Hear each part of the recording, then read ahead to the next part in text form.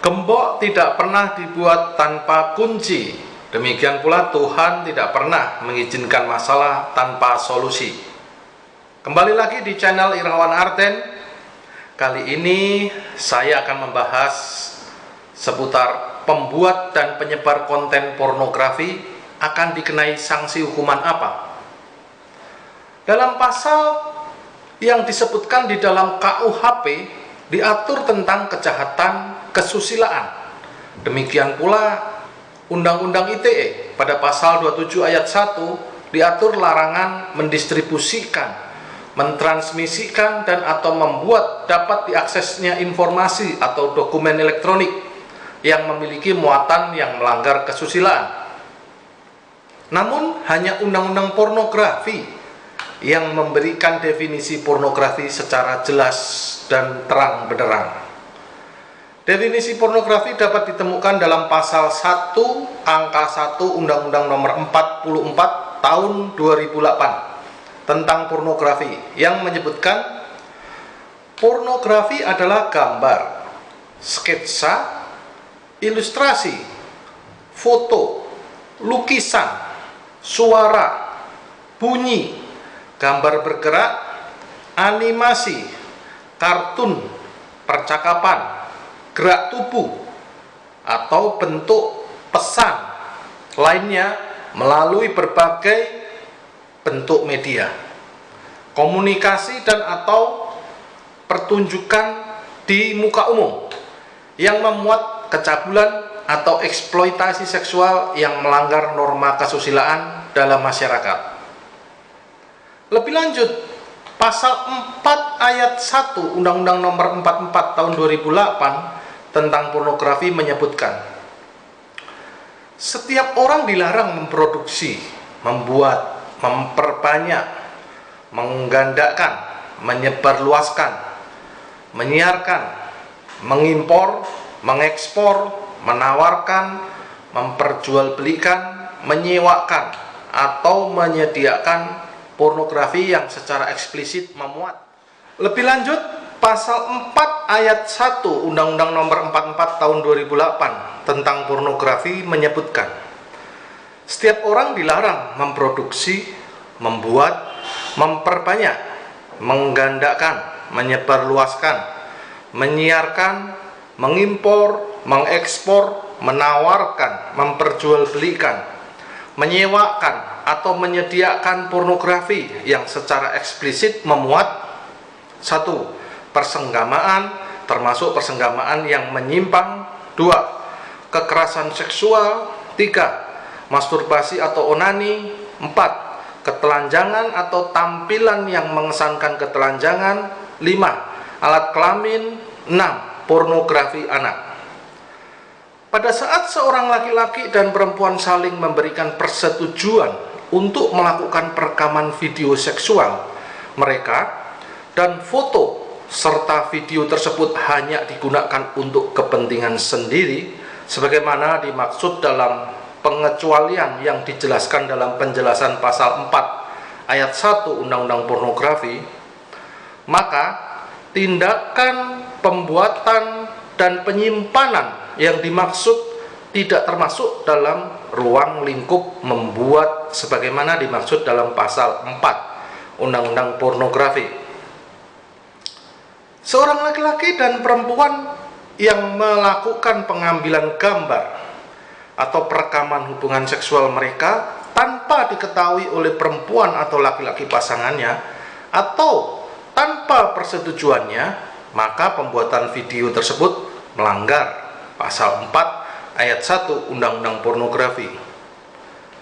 Dengan demikian, persetujuan merupakan bagian yang sangat penting dalam menentukan adanya pelanggaran atau tidak.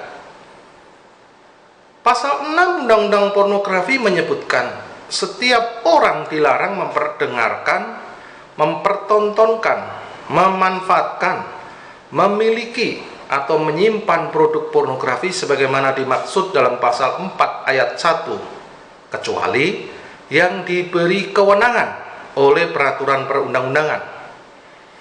Larangan memiliki atau menyimpan tidak termasuk untuk dirinya sendiri dan kepentingan sendiri.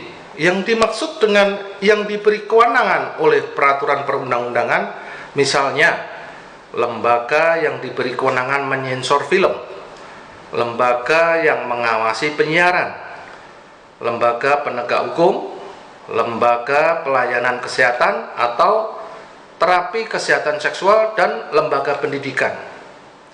Lembaga pendidikan tersebut termasuk pula perpustakaan, laboratorium, dan sarana pendidikan lainnya. Kegiatan memperdengarkan, mempertontonkan, memanfaatkan, memiliki atau menyimpan barang pornografi dalam ketentuan ini hanya dapat digunakan di tempat atau di lokasi yang disediakan untuk tujuan lembaga yang dimaksud. Pasal 7 Undang-Undang Pornografi mengatur bahwa setiap orang dilarang mendanai atau memfasilitasi perbuatan sebagaimana dimaksud dalam pasal 4 Undang-Undang Pornografi. Apakah tindakan laki-laki atau perempuan yang memberikan persetujuan kepada wanita atau pria dalam pembuatan pornografi termasuk memfasilitasi pornografi? Sepanjang perempuan atau laki-laki yang telah memberikan persetujuan itu terlibat di dalam foto atau video pornografi tersebut, maka ia tidak dapat dianggap sebagai memfasilitasi perbuatan pornografi. Pasal 27 ayat 1 Undang-Undang ITE menyebutkan, setiap orang dengan sengaja dan tanpa hak mendistribusikan dan atau mentransmisikan dan atau membuat dapat diaksesnya informasi elektronik dan atau dokumen elektronik yang memiliki muatan yang melanggar kesusilaan, sanksi pidananya diatur dalam pasal 45 ayat 1 Undang-Undang nomor 19 tahun 2016. Demikian bunyinya. Setiap orang dengan sengaja dan tanpa hak mendistribusikan dan atau mentransmisikan dan atau membuat dapat diaksesnya informasi elektronik dan atau dokumen elektronik yang memiliki muatan yang melanggar kesusilaan sebagaimana dimaksud dalam pasal 27 ayat 1 dipidana dengan pidana penjara paling lama 6 tahun dan atau denda paling banyak 1 miliar rupiah. Sebagaimana telah dijelaskan dalam pasal 4 ayat 1 Undang-Undang Pornografi bahwa tindakan membuat atau menyebarluaskan pornografi merupakan tindakan yang dilarang. Sanksi pidananya disebutkan dalam pasal 29 Undang-Undang Pornografi. Bunyinya demikian: setiap orang yang memproduksi, membuat, memperbanyak, mengandalkan, menyebarluaskan, menyiarkan, mengimpor, mengekspor, menawarkan, memperjualbelikan, menyewakan atau menyediakan pornografi sebagaimana dimaksud dalam pasal 4 ayat 1 dipidana dengan pidana penjara paling singkat 6 bulan dan paling lama 12 tahun dan atau pidana denda paling sedikit 250 juta dan paling banyak 6 miliar rupiah.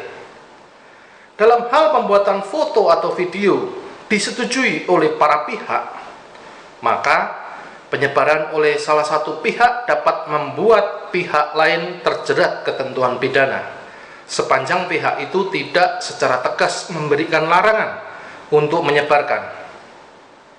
Sebagai contoh, apabila seorang laki-laki dan perempuan sepakat atau saling memberikan persetujuan untuk pembuatan foto atau rekaman pornografi, kemudian laki-laki tersebut menyebarkan pornografi, tetapi perempuan tersebut sebelumnya tidak memberikan pernyataan tegas untuk melarang laki-laki itu untuk menyebarkan atau mengungkap pornografi, maka perempuan tersebut dapat terjerat tindak pidana penyebaran pornografi. Apabila seorang perempuan tersebut sebelumnya telah memberikan pernyataan tegas bahwa ia setuju membuat pornografi, tetapi tidak mengizinkan laki-laki tersebut untuk mengungkap atau menyebarkan pornografi tersebut, maka perempuan tersebut tidak boleh dianggap sebagai turut serta penyebaran pornografi. Apalagi perempuan tersebut sejak awal tidak mengetahui adanya pembuatan foto atau video pornografi, atau tidak memberikan persetujuan terhadap pembuatan pornografi tersebut, maka perempuan tersebut adalah korban penyebaran konten pornografi. Ingat, kebenaran adalah ibu dari keadilan. Oleh karena itu, jangan membenarkan kebiasaan, tetapi biasakan bertindak benar dan berpikir benar di luar kebiasaan.